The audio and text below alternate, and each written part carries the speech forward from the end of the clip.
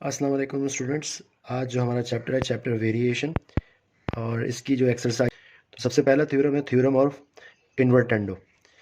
तो इसमें ये दिया हुआ है कि जैसे कि हम जानते हैं कि जब दो रेशो को हम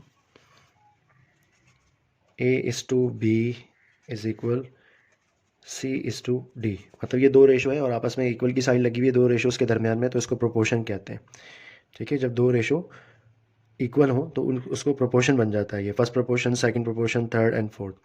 अच्छा, अब ये जो रेशो है इसको आप जानते हैं कि फ्रैक्शन में किस तरह से लिख सकते हैं। जो पहली इसकी टर्म है ए, उसको ऊपर लिखेंगे और डिवाइड में क्या आ जाएगा बी।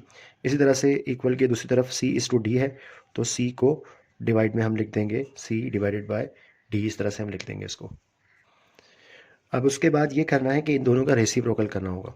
रेसिप्रोकल में क्या होता है, न्यूमरेटर में इधर ए है और डिनोमिनेटर में बी है, तो A/B आ रहा है तो उसको हम पलट देंगे, मतलब रेसिप्रोकल कर देंगे। बी ऊपर चला जाएगा न्यूमरेटर में और डिवाइडेड में ए आ जाएगा। इसी तरह से C/D है, तो ये D/C बन गया। ये हमने क्या कम कर दिया, रेसिप्रोकल कर दिया हमने, टेकिंग रेसिप्रोकल। ठीक है, और बोथ साइड्स पे हमने रेसिप्रोकल लिया, तो ये A/B से B/A बन गया और दूसरा जो रेशो था C/D था वो D/C बन गया। ठीक है, अब इसको जो फ्रैक्शन होती है उसको हम रेशो की फॉर्म में वापस, जैसे हमने A/B था, A ऊपर लिखा था और अपॉन में नीचे B लिखा था, इसी तरह से अब आप इसको रेशो की फॉर्म में लिखते हैं। ऊपर जो फर्स्ट टर्म आ रही है उसको आप लिख देंगे B/, इस तरह से रेशो की फॉर्म में लिख देंगे, और C/D को भी हम C/D लिख देंगे। तो ये जो थ्योरम बन गया है वो क्या है, theorem of invertendo. Theorem of invertendo क्या कहता है कि A/B is equal to C/D बराबर है किसके, B/A is equal to C/D के बराबर है। अगला हमारा थ्योरम है थ्योरम ऑफ ऑल्टरनेंडो। थ्योरम ऑफ ऑल्टरनेंडो, इसमें भी वही हम प्रोपोर्शन लेंगे, A/B is equal to C/D, और अब सबसे पहले इसको फ्रैक्शन की फॉर्म में लिख लेंगे। A/B हो जाएगा और ये C/D जो है वो C/D में चेंज हो जाएगा। उसके बाद हम इसमें क्रॉस मल्टीप्लाई करवाएंगे, मतलब डिवाइड में यहाँ D है जाकर A से मल्टीप्लाई हो जाएगा, और यहाँ पर जो फर्स्ट रेशो है इसमें A/B में जो B नज़र आ रहा है आपको वो जाकर C से मल्टीप्लाई हो जाएगा। क्रॉस मल्टीप्लाई करते हैं इसको, D A के साथ लिखा जाएगा मल्टीप्लाई में और B C के साथ मल्टीप्लाई हो रहा है, तो ये बन जाएगा BC। अब दोनों साइड्स पे हम क्या करेंगे, डिवाइड कर देंगे, divided by CD, dividing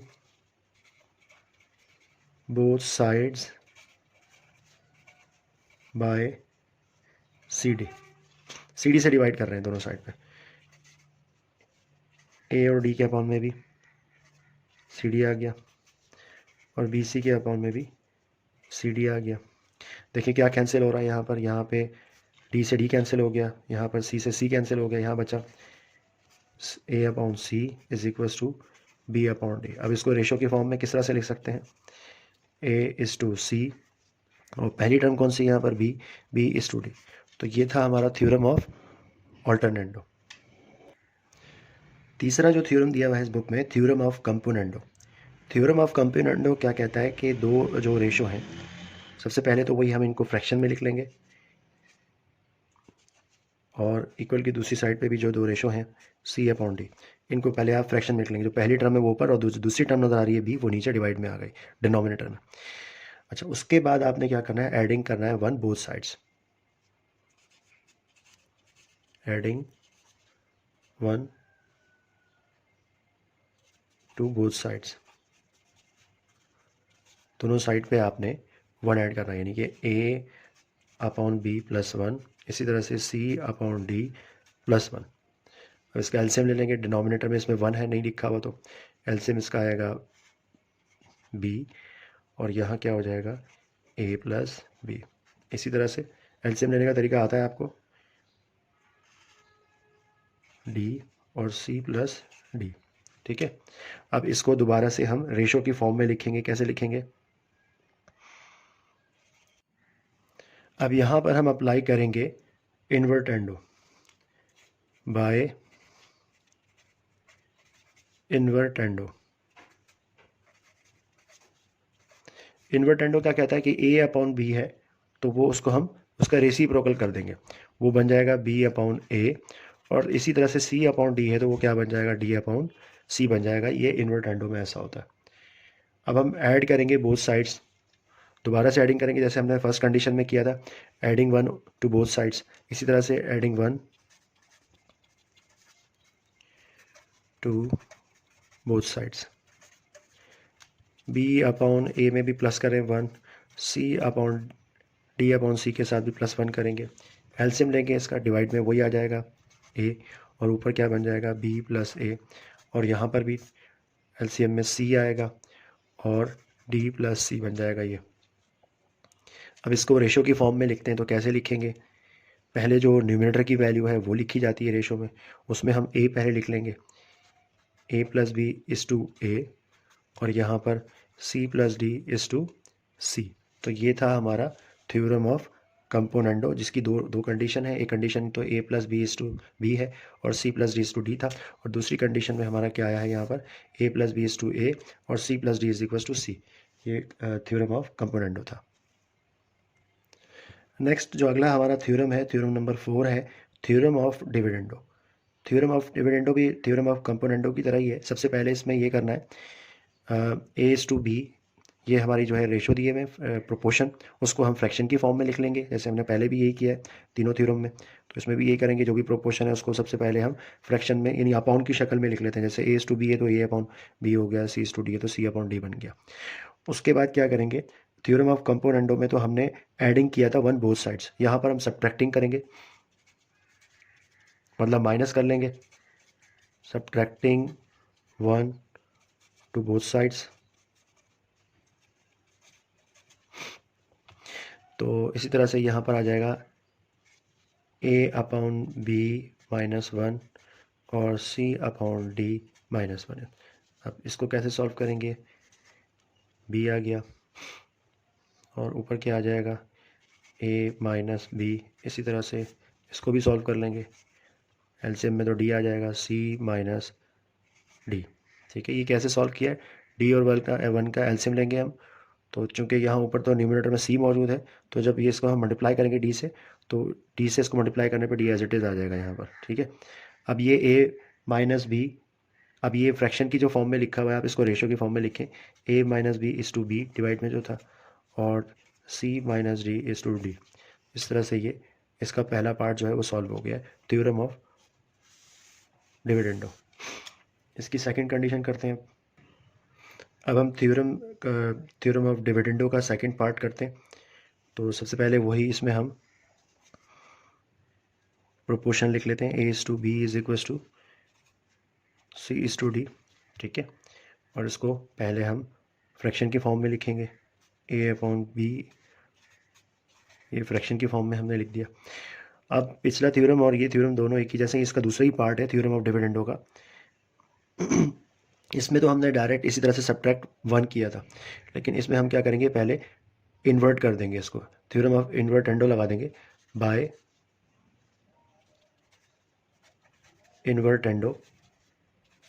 invertendo में क्या होता है, मतलब रेसिप्रोकल हो जाता है किसी भी चीज़ का, ए अपॉन बी है तो वो बी अपॉन ए बन जाएगा, और इसी तरह से सी अपॉन डी है तो वो डी अपॉन सी बन जाएगा। अब हम इसमें सब्ट्रैक्टिंग करेंगे, subtract one both sides,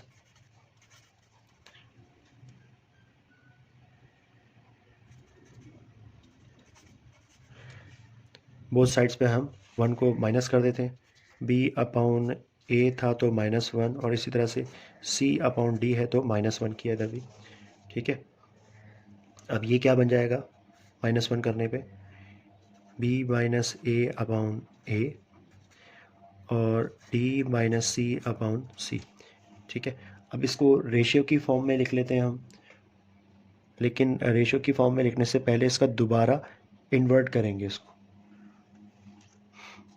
bye invertendo.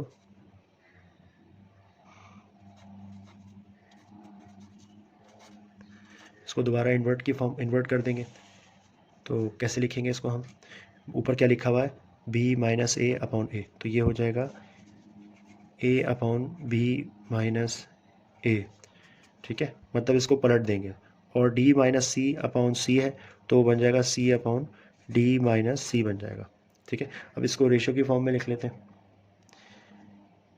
A is to B minus A is equals to C is to D minus C. तो ये था हमारा थ्योरम डिविडेंडो। ये इसकी दोनों कंडीशन है, एक कंडीशन ये हमने सॉल्व की थी और दूसरी कंडीशन इसकी ये सॉल्व की थी। स्टूडेंट्स, ये थ्योरम ऑफ कंपोनेंडो और डिविडेंडो हमारा थ्योरम नंबर 5 है, इसका लास्ट थ्योरम है इस चैप्टर का। इन थ्योरम की मदद से ही हम जो है इस एक्सरसाइज के सवालों को कर पाएंगे। तो देखते हैं ये लास्ट थ्योरम कैसे हो रहा है। देखिए वही प्रोपोर्शन मैंने लिख दिया है, A is to B is equal to C is to D. अब सबसे पहले इसको फ्रैक्शन की फॉर्म में लिखेंगे तो कैसे लिखेंगे, A upon B is equal to C upon D. सबसे पहले तो आप इसको इस तरह से लिख लेंगे। अब आप ऐड करेंगे और सब्ट्रैक्ट करेंगे इन दोनों को, ए और बी को प्लस करके, ठीक है, लिखेंगे बाय कंपोनेंडो एंड डिविडेंडो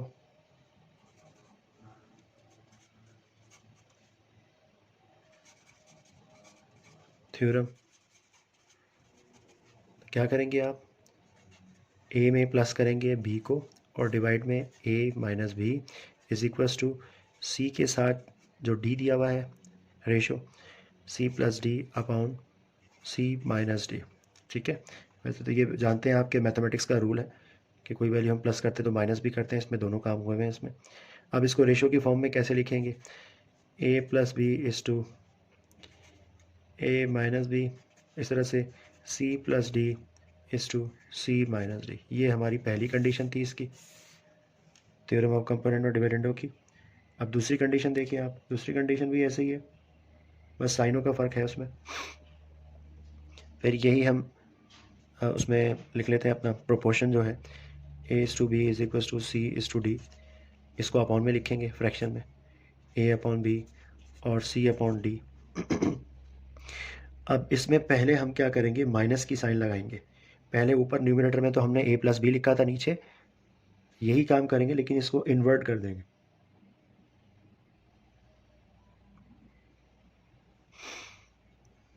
वही करते हैं हम, ए प्लस बी अपॉन ए माइनस बी और C plus D upon C minus D. बिल्कुल सेम वही काम हुआ है, लेकिन यहाँ पे हम करेंगे बाय इन्वर्टेंडो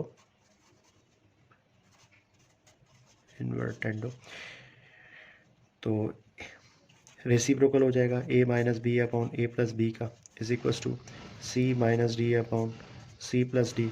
अब इन दोनों को हम रेशो की फॉर्म में लिखेंगे, A minus B is to A plus B is equals to C minus D is to C plus D.